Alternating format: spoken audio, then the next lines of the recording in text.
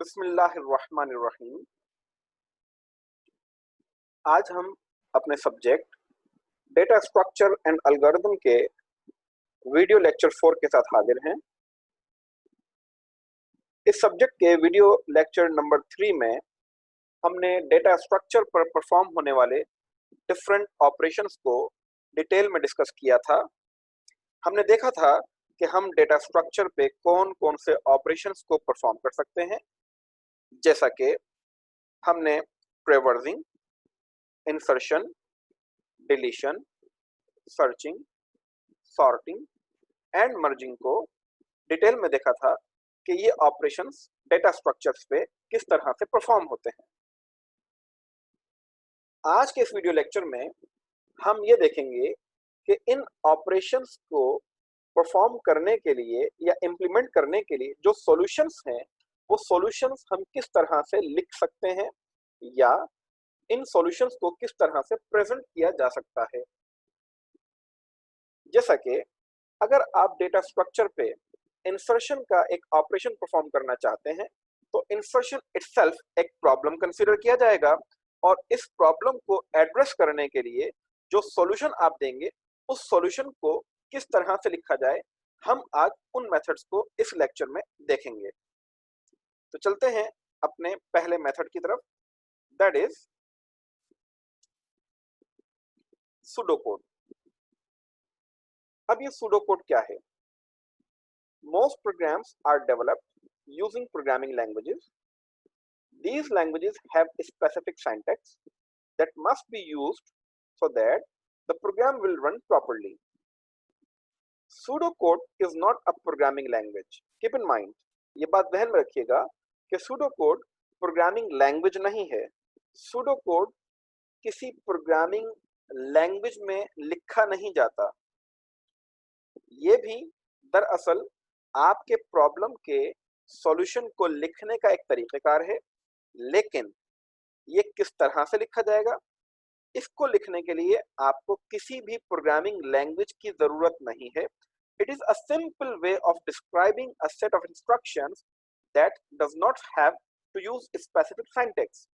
यानी इसका मतलब ये हुआ कि आप सूडोकोड को किसी भी ह्यूमन लैंग्वेज में अपने तौर पे प्रेजेंट कर सकते हैं।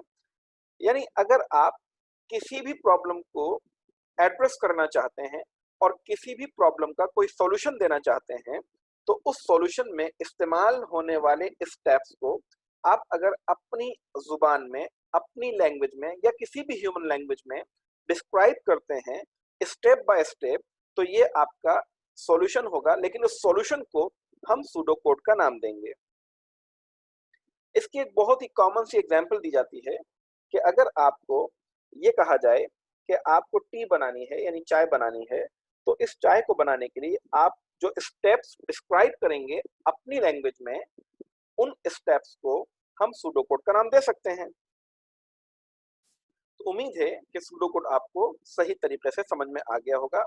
यहाँ पर एक मर्तबा फिर वाज़ेह कर दूं कि सूडोकोड असल में कुछ और नहीं है, बल्कि किसी भी ह्यूमन लैंग्वेज में किसी भी प्रॉब्लम के सॉल्यूशन को सूडोकोड कहा जाता है।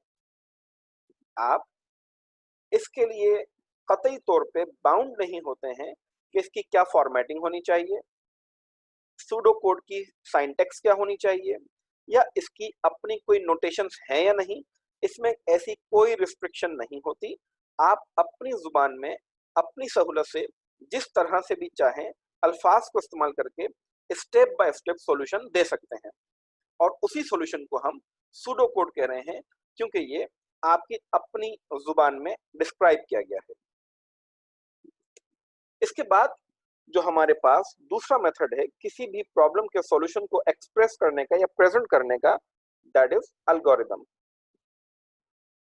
एल्गोरिथम किसे कहते हैं? An algorithm is a finite step-by-step list of well-defined instructions solving a particular problem with various specific notation. इस डेफिनेशन में एल्गोरिथम को डिफाइन करते हुए कहा गया है कि एल्गोरिथम कुछ और नहीं बल्कि ये भी स्टेप बाय स्टेप इंस्ट्रक्शंस ही होती हैं। यानी अगर आप किसी भी प्रॉब्लम को सॉल्व करना चाहते हैं तो उस प्रॉब्लम को सॉल्व करते हुए आप यकीनी तौर पे स्टेप बाय स्टेप इंस्ट्रक्शंस देंगे या स्टेप बाय स्टेप कोई मैकेनिज्म फॉलो करेंगे, उन्हीं उसी मैकेनिज्म को या उन स्टेप्स को हम एल्गोरिदम का नाम दे रहे हैं। लेकिन आपके जहन में यहाँ सवाल आएगा कि अभी हमने कुछ वक्त पहले, कुछ देर पहले सूडो कोड के लिए भी यही कहा था कि उसमें भी स्टेप बाय स्टेप डिस्क्रिप्शन होती है किसी भी प्रॉब्लम को सॉल्व करने के लिए, और एल्गोरिदम के लिए भी हम यही कह रहे हैं कि इसमें भी स्टेप्स होते हैं। तो फिर एल्गोरिदम और सूडो कोड में क्या फर्क है? अगर आप इस एल्गोरिदम की डेफिनेशन में लास्ट लाइन पे गौर करें, यहाँ कहा गया है कि विथ वेरियस स्पेसिफिक नोटेशंस, यानी एल्गोरिदम बेसिकली इसके अंदर कुछ इसकी स्पेसिफिक नोटेशंस होती हैं जिनकी मदद से हम एल्गोरिदम को डिस्क्राइब कर रहे होते हैं या किसी भी प्रॉब्लम के सॉल्यूशन को लिख रहे होते हैं। हमने इंसर्शन की शुरू में बात की थी। अब अगर आप इंसर्शन का एक एल्गोरिदम लिखते हैं, तो एल्गोरिदम लिखते हुए आपको इसकी नोटेशंस को लाजमी तौर पे प्रॉपर तरीके से इस्तेमाल करना होगा। सूडो कोड की तरह आप यहाँ पर अपनी ह्यूमन लैंग्वेज में इसको डिस्क्राइब नहीं कर सकते। ये अलग बात है कि एल्गोरिदम में भी ह्यूमन लैंग्वेज के वर्ड्स इस्तेमाल हो रहे होते हैं, लेकिन इसका ये मतलब नहीं लिया जा सकता कि इसमें कोई रिस्ट्रिक्शन नहीं है। एल्गोरिदम लिखने की अपनी एक स्पेसिफिक साइंस मौजूद है, साइंटैक्सिस मौजूद हैं, नोटेशंस मौजूद हैं, जिनको यूज करते हुए हम किसी भी मसले का हल एल्गोरिदम की सूरत में प्रेजेंट करते हैं। अब वो नोटेशंस या वो एक्सप्रेशंस क्या हो सकती हैं, इनको हम आगे चल के देखते हैं, लेकिन उससे पहले हम ये देखेंगे कि एल्गोरिदम को लिखते हुए आपको किन किन बातों का ख्याल रखना होगा। जब कभी भी आप एक एल्गोरिदम लिखते हैं, तो अमूमी तौर पे एक एल्गोरिदम के दो पार्ट्स होते हैं, एक को पैराग्राफ पार्ट कहा जाता है और दूसरे को step part. Paragraph part actually आपको एल्गोरिदम का पर्पस बताता है कि जो एल्गोरिदम लिखा जा रहा है, क्योंकि एल्गोरिदम कुछ और नहीं बल्कि एक सॉल्यूशन है, तो आपको इस एल्गोरिदम के पैराग्राफ पार्ट में यह बताना होगा कि ये एल्गोरिदम किस प्रॉब्लम को एड्रेस करेगा, यानी ये प्रॉब्लम क्या है जिसको एड्रेस करने के लिए हम एल्गोरिदम प्रपोज कर रहे हैं या लिख रहे हैं। तो आपको सबसे पहली चीज पैराग्राफ पार्ट में पर्पस ऑफ एल्गोरिदम को डिस्क्राइब करना होगा। दूसरी चीज, जब आप किसी भी प्रॉब्लम को सॉल्व करना चाहते हैं, तो इट इज ऑब्वियस कि उस प्रॉब्लम को सॉल्व करते हुए कुछ ना कुछ वेरिएबल्स की जरूरत पड़ेगी। तो आपका एल्गोरिदम पैराग्राफ पार्ट में उन वेरिएबल्स को शो करेगा या उन वेरिएबल्स के नाम बताएगा कि कौन कौन से वेरिएबल्स इस एल्गोरिदम में इस्तेमाल होंगे। न सिर्फ उन वेरिएबल्स के नाम, बल्कि उन वेरिएबल्स के पर्पस को भी पैराग्राफ पार्ट में शो किया जाता है, डिस्क्राइब किया जाता है कि किसी भी वेरिएबल को क्यों एल्गोरिदम में इस्तेमाल किया जाएगा। यानी अगर हम एक वेरिएबल n ले रहे हैं, तो इस n का पर्पस क्या है, n को क्यों इस्तेमाल किया जा रहा है, ये पैराग्राफ पार्ट हमें क्लियरली डिस्क्राइब करेगा। तो हम यहाँ पे कह सकते हैं कि पैराग्राफ पार्ट तीन बातों पे फोकस करता है। Number 1, purpose of algorithm, number 2, names of variables, and number 3, purpose of each variable. यहाँ पर एक बात को जहन नशीन करना होगा, जैसे मैंने कहा कि एल्गोरिदम को लिखते हुए हम एल्गोरिदम की सिंटैक्स, उसकी नोटेशंस, उसकी एक्सप्रेशंस का मुकम्मल तौर पर ख्याल करते हैं। तो यहाँ पर यह बात समझ लीजिए कि जब कभी भी आप एल्गोरिदम डिजाइन करेंगे या लिखेंगे, तो आपको एल्गोरिदम में जो जो वेरिएबल्स इस्तेमाल करने हैं, उन वेरिएबल्स को आप हमेशा कैपिटल लेटर्स में ही लिखेंगे। मैं एक मरतबा फिर रिपीट कर रहा हूं कि उन तमाम वेरिएबल्स को आप हमेशा कैपिटल लेटर्स में लिखेंगे। ये बाकी टेक्स्ट से वेरिएबल्स को डिस्टिंग्विश करने के लिए इस्तेमाल की गई है।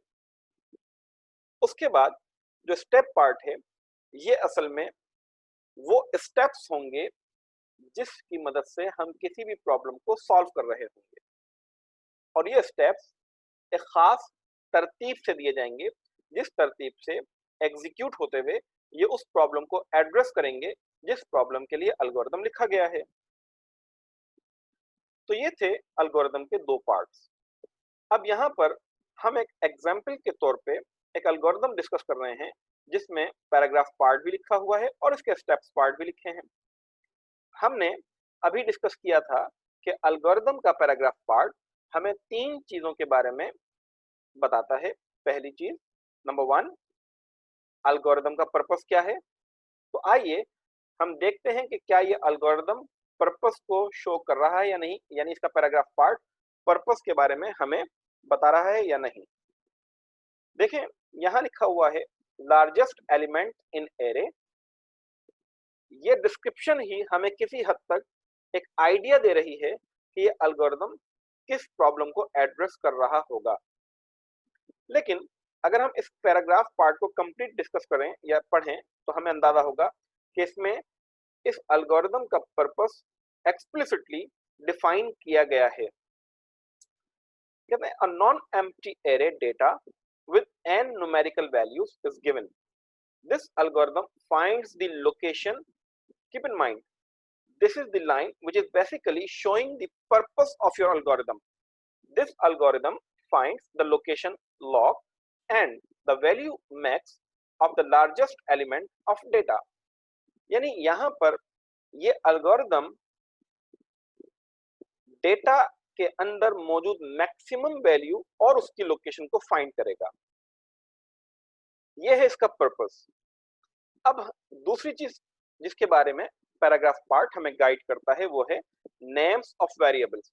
आप देख सकते हैं कि यहां पर मैंने डेटा n, log, max और k को रेड कलर से हाईलाइट किया हुआ है और इनको मैंने कैपिटल लेटर्स में भी लिखा है। जैसा कि अभी हम डिस्कस करके आए हैं कि एल्गोरिदम में तमाम के तमाम वेरिएबल्स कैपिटल लेटर्स में ही लिखे जाते हैं। और हमने ये भी देखा था कि एल्गोरिदम के अंदर या उसके पैराग्राफ पार्ट में वेरिएबल्स के नाम भी शो होते हैं और वेरिएबल्स का पर्पस भी बताया जाता है। तो अब हम देखेंगे कि क्या इस एल्गोरिदम के पैराग्राफ पार्ट में पर्पस शो हो रहा है या नहीं। देखिए, यहां कहा गया है कि अ नॉन एम्प्टी एरे, यानी एक ऐसा एरे जिसमें कुछ न कुछ वैल्यूज मौजूद होंगी। ये एक नॉन एम्प्टी है, यानी ये एम्प्टी एरे नहीं है, ब्लैंक एरे नहीं है, इसमें बहरहाल कुछ न कुछ वैल्यूज मौजूद हैं और उस एरे का नाम डेटा है with n numerical values. Here n is the number of elements in that array. अब अगर उस डेटा एरे के अंदर 5 वैल्यूज हैं तो n की वैल्यू 5 होगी, 10 वैल्यूज हैं तो n की वैल्यू 10 होगी। तो यहाँ पर हमें डेटा का भी मालूम हो गया कि डेटा असल में एक एरे का नाम है और n नंबर ऑफ वैल्यूज को शो कर रहा है। और हमें यह भी मालूम हो गया कि डेटा असल में न्यूमेरिकल वैल्यूज को कंटेन कर रहा है। This algorithm finds the location log. अब यहाँ पर लॉग असल में एक वेरिएबल है और इस वेरिएबल का पर्पस क्या है कि लॉग लोकेशन को होल्ड करेगा and the value max, max भी एक वेरिएबल है जो मैक्सिमम नंबर को होल्ड करेगा या स्टोर करेगा। This algorithm finds the location log and the value max of the largest element of data. यानी डेटा एरे के अंदर मौजूद लार्जेस्ट एलिमेंट की वैल्यू या लार्जेस्ट एलिमेंट वो मैक्स के अंदर स्टोर होगा और उस लार्जेस्ट एलिमेंट की लोकेशन लॉग वेरिएबल के अंदर स्टोर होगी। The variable k is used as a counter. k एक वेरिएबल होगा जो बेसिकली काउंटर के लिए यूज होगा। अब यहाँ पे काउंटर से क्या मुराद है? देखें, जब आप डेटा एरे को ट्रेवर्स करेंगे तो उसके सब स्क्रिप्ट नंबर के लिए आपको एक काउंटर वेरिएबल बहरहाल चाहिए होगा जो लूप को मैनेज कर सके। तो यहाँ पर के असल में लूप के लिए इस्तेमाल हो रहा है और ये सब स्क्रिप्ट नंबर को मैनेज कर रहा होगा। तो आपने देखा कि इस एल्गोरिथम का पैराग्राफ पार्ट हमें तीनों बातों के बारे में वजाहत से बता रहा है कि इस एल्गोरिथम का पर्पस क्या है, इस एल्गोरिथम में कौन कौन से वेरिएबल इस्तेमाल हो रहे हैं और जो वेरिएबल भी इस एल्गोरिदम में इस्तेमाल होगा उसका पर्पस क्या है। उसके बाद आते हैं स्टेप पार्ट पे। यहाँ पर जो एल्गोरिदम हमने मेंशन किया है, इस एल्गोरिदम के 5 स्टेप्स हैं। आप देख सकते हैं स्टेप 1 से स्टेप 5 तक। और आपने देखा कि हर स्टेप में मैंने ब्लू कलर से ब्रैकेट्स में कुछ लिखा हुआ है। अब ये क्या लिखा है समझिए।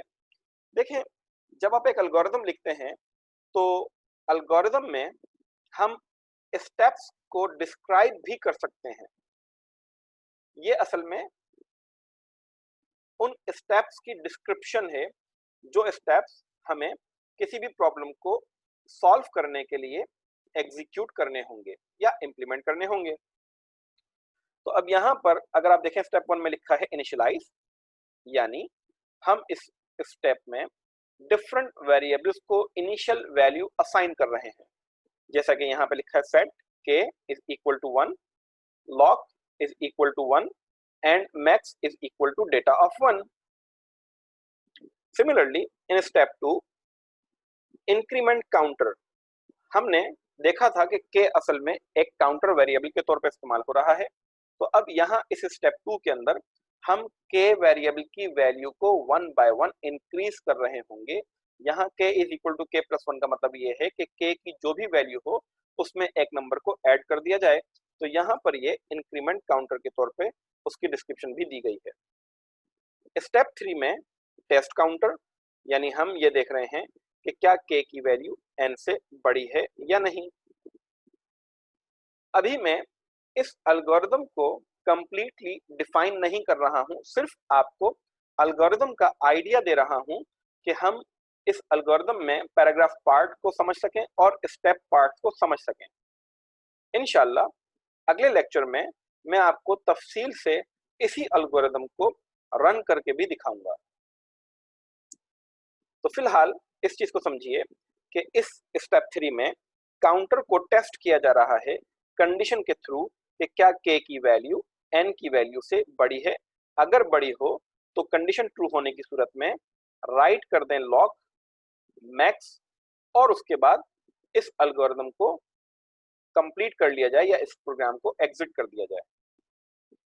जबकि स्टेप 4 में हम यहाँ पर कंपेयर एंड अपडेट कर रहे हैं किस चीज को, मैक्स की वैल्यू को। मैक्स की वैल्यू को कंपेयर किया जा रहा है डेटा ऑफ k की वैल्यू के साथ।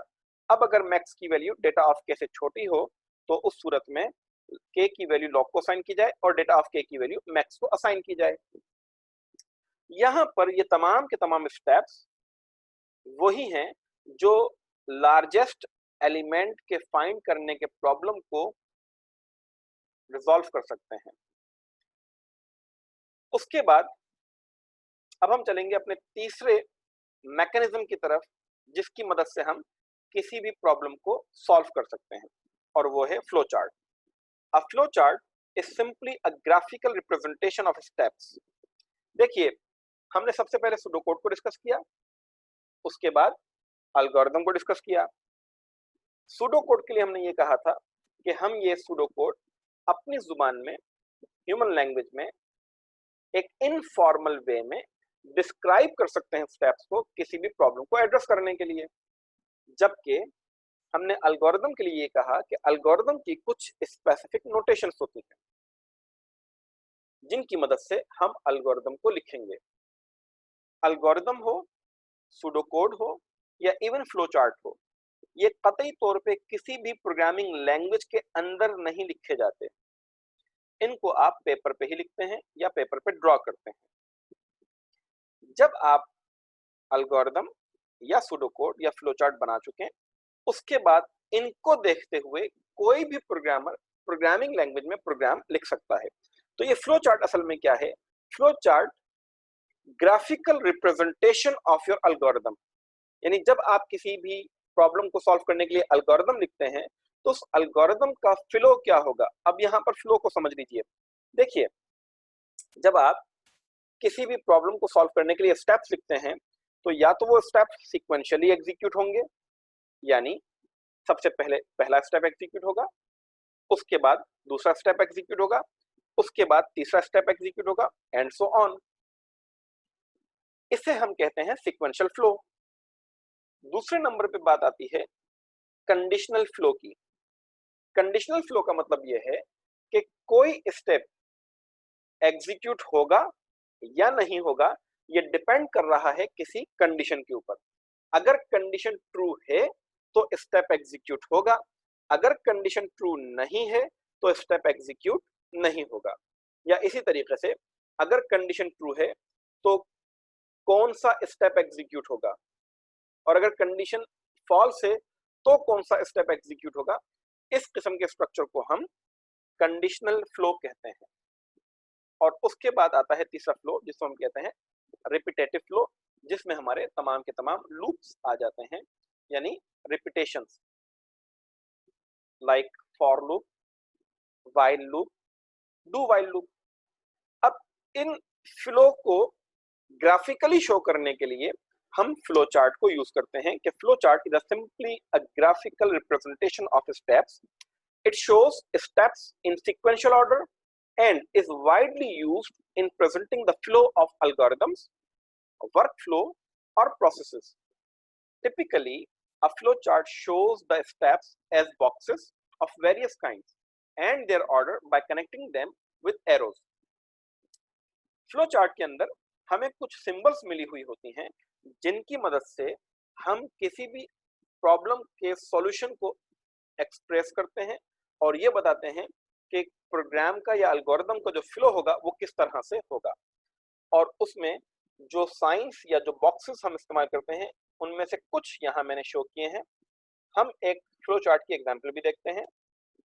आपने देखा इस स्लाइड पर मैंने लेफ्ट साइड पर एक कंप्लीट एल्गोरिथम, जो अभी हमने लास्ट स्लाइड्स में देखा भी था, लार्जेस्ट एलिमेंट को फाइंड आउट करने के लिए, वही एल्गोरिथम यहाँ पर मैंने मेंशन किया है और उसी एल्गोरिथम का राइट साइड पर मैंने फ्लो चार्ट डिजाइन किया है।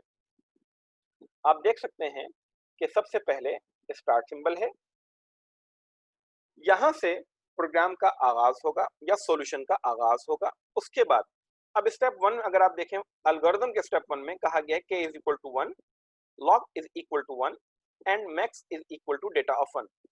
ये तमाम के तमाम जो इनिशियलाइज हो रही हैं वैल्यूज, इनको हमने इस सिंबल में रखा है, जहां पर हम देख सकते हैं k is equal to 1, log is equal to 1 and max is equal to data of 1।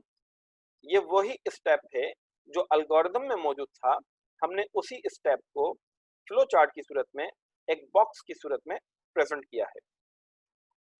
उसके बाद फ्लो हमारा कहाँ जा रहा है, नेक्स्ट स्टेप पे, जहां पर हमने k is equal to k plus 1 लिखा है, और ये कुछ और नहीं बल्कि एल्गोरिथम के ही स्टेप 2 को यहाँ पर प्रेजेंट किया गया है। एल्गोरिथम का स्टेप क्या था, k is equal to k plus 1, और वही k is equal to k plus 1 हमने फ्लो चार्ट में मेंशन किया है। उसके बाद आप देख सकते हैं कि स्टेप 3 में, एल्गोरिथम के स्टेप 3 में यहाँ कंडीशन मौजूद है if k is greater than n। हमने यहाँ पर कंडीशन के लिए एक डायमंड शेप को यूज किया है क्योंकि फ्लो चार्ट के अंदर हर सिंबल का एक स्पेसिफिक पर्पस है। तो कंडीशन के लिए फ्लो चार्ट में डायमंड शेप को यूज किया जाता है। अब यहाँ पर कंडीशन लिखिए if k greater than n। अगर ये कंडीशन ट्रू है, यस, अगर कंडीशन इस स्टेप 3 की ट्रू होती है तो देन क्या होना चाहिए, राइट करें लॉग को, मैक्स को और एग्जिट हो जाए। और यहाँ पर भी हमने ये कहा है कि अगर कंडीशन यहाँ इस फ्लो चार्ट में ट्रू है, यस है, तो उस सूरत में क्या हो, राइट करें लॉग को, मैक्स को, और उसके बाद ये एरो किस तरफ जा रहा है, स्टॉप की तरफ, यानी जो आपका एक फ्लो या प्रोग्राम या सॉल्यूशन स्टार्ट हुआ था वो यहाँ पर आके स्टॉप हो जाएगा।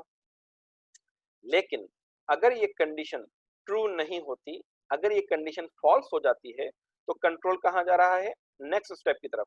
यहाँ पर भी देख सकते हैं आप, अगर स्टेप 3 की कंडीशन फॉल्स हो जाती है तो ये जो देन के बाद स्टेटमेंट्स लिखी हुई हैं ये एग्जीक्यूट नहीं होंगी, और कंट्रोल कहाँ पे ट्रांसफर होगा, स्टेप 4 पे, जहां पर कंपेयर और अपडेट की डिस्क्रिप्शन देते हुए हमने कंडीशन चेक की है मैक्स की कि क्या मैक्स डेटा ऑफ के से स्मॉल है, लेस है। तो अब वही कंडीशन हमने यहाँ पर मेंशन की है, if max less than data of के। अगर ये कंडीशन ट्रू है तो उस सूरत में आप के की वैल्यू लॉग को असाइन करवाएंगे, डेटा ऑफ के की वैल्यू मैक्स को असाइन करवाएंगे। लेकिन अगर ये कंडीशन फॉल्स है तो उस सूरत में हम वापस कहाँ मूव होंगे, स्टेप 2 की तरफ। देखिए यहाँ पर क्या मौजूद है, क्या लिखा हुआ है, if max less than data of के, अगर ये कंडीशन ट्रू हो जाती है तो के की वैल्यू लॉग को असाइन होगी, लोकेशन को, और डेटा ऑफ के की वैल्यू मैक्स को असाइन होगी। अब डेटा ऑफ के की वैल्यू मैक्स को असाइन होने के बाद स्टेप 5 एग्जीक्यूट होगा, जिसमें हमारे पास स्टेटमेंट लिखी हुई है गो टू स्टेप 2, यानी वापस स्टेप 2 पर हमें मूव होना है। अब स्टेप 2 पे मूव होने के लिए हमने फ्लो चार्ट के अंदर एरो दिखाया हुआ है कि ये हमारा था स्टेप 4, जिसमें हमने लॉग को असाइन की है के की वैल्यू, डेटा ऑफ के की वैल्यू असाइन की है मैक्स को, और स्टेप 2 पे जाने के लिए हमने एरो यूज किया है, जो आप देख सकते हैं यहाँ पर एरो पॉइंट आउट कर रहा है स्टेप 2 की तरफ। और स्टेप 2 क्या था हमारा, k इज इक्वल टू के प्लस 1। तो अब जब ये एरो यहाँ पर आया तो अगेन हम कहाँ मूव हो जाएंगे, वापस k इज इक्वल टू के प्लस 1 पे। तो आप देख सकते हैं कि हमने किस तरह से एक एल्गोरिदम के फ्लो को ग्राफिकली प्रेजेंट किया है with the help of flow chart. और फाइनली हमारे पास जो एक लास्ट मेथड है किसी भी प्रॉब्लम के सॉल्यूशन को प्रेजेंट करने का, दैट इज प्रोग्राम। मैं एक मर्तबा फिर यहाँ पर रिपीट कर दूं कि हमने सुडो कोड डिस्कस किया, एल्गोरिदम डिस्कस किया और फ्लो चार्ट डिस्कस किया। ये तीनों के तीनों मैकेनिज्म, मेथड्स किसी भी प्रॉब्लम को एड्रेस करने के लिए जो सॉल्यूशंस इन फॉर्म्स में लिखे जाते हैं, ये पेपर पे प्रेजेंट किए जाएंगे। लेकिन प्रोग्राम आप किसी भी स्पेसिफिक प्रोग्रामिंग लैंग्वेज में ही लिखेंगे, और असल में प्रोग्राम फॉलो करता है किसको, एल्गोरिदम को और फ्लो चार्ट को। यानी अगर आप किसी भी प्रॉब्लम को सॉल्व करना चाहते हैं और उस प्रॉब्लम का अगर आपके पास एल्गोरिदम मौजूद है, तो उस एल्गोरिदम को फॉलो करते हुए आप अपना प्रोग्राम बहुत आसानी से लिख सकते हैं। अब ये प्रोग्राम है क्या? A program is a collection of instructions that can be executed by a computer to perform a specific task. A computer program is usually written by a computer programmer in a programming language. यानी computer program किसी भी computer programming language में लिखा जाएगा, और इसको लिखेगा कौन? Computer programmer. सूडो कोड को लिखने के लिए जरूरी नहीं है कि कंप्यूटर प्रोग्रामर ही हो, एल्गोरिदम को लिखने के लिए भी जरूरी नहीं है कि कंप्यूटर प्रोग्रामर ही होना चाहिए, फ्लो चार्ट को बनाने के लिए भी जरूरी नहीं है कि कंप्यूटर प्रोग्रामर हो। प्रोग्राम बनाने के लिए कंप्यूटर प्रोग्रामर होना जरूरी है। अगर आपकी लॉजिक अच्छी है, अगर आप प्रॉब्लम्स को बेहतर तरीके से सॉल्व कर सकते हैं, अगर आप प्रॉब्लम के सॉल्यूशन दे सकते हैं, तो आप सूडो कोड की मदद से, एल्गोरिदम की मदद से और फ्लो चार्ट की मदद से बहुत आसानी के साथ प्रॉब्लम्स के सॉल्यूशन को प्रेजेंट कर सकते हैं। लेकिन अगर आप प्रोग्राम लिखना चाहते हैं तो उसके लिए जरूरी है कि लॉजिक के साथ साथ आपके पास प्रोग्रामिंग स्किल्स भी हों। तो ये थे हमारे 4 डिफरेंट मैकेनिज्म्स, मेथड्स, जिनकी मदद से हम किसी भी प्रॉब्लम के सॉल्यूशन को प्रेजेंट करते हैं। उम्मीद है कि आपको ये बातें बेहतर तरीके से समझ में आ गई होंगी। आज की इस वीडियो में अगर आपके जहन में कोई भी सवाल आता है तो आप without any hesitation comment box में कमेंट भी कर सकते हैं, अपना क्वेश्चन भी रेज कर सकते हैं, और अगर आप चाहते हैं कि मुझे ईमेल करना चाहते हैं, मेरा ईमेल एड्रेस यहाँ मेंशन है, तो आप मुझे ईमेल भी कर सकते हैं। मैं आपको रिक्वेस्ट करूंगा कि आप अपना वैल्यूएबल फीडबैक ज़रूर दीजिएगा, कमेंट बॉक्स में भी दे सकते हैं और मेरे ईमेल एड्रेस पर भी ये अपना फीडबैक दे सकते हैं, ताकि मुझे अंदाज़ा हो कि ये वीडियो लेक्चर्स आपके लिए कितने हेल्पफुल साबित हो रहे हैं। अगली वीडियो के साथ इंशाल्लाह बहुत जल्द हाजिर होंगे, तब तक भी अपना ख्याल रखिएगा। बहुत शुक्रिया, अल्लाह हाफिज़।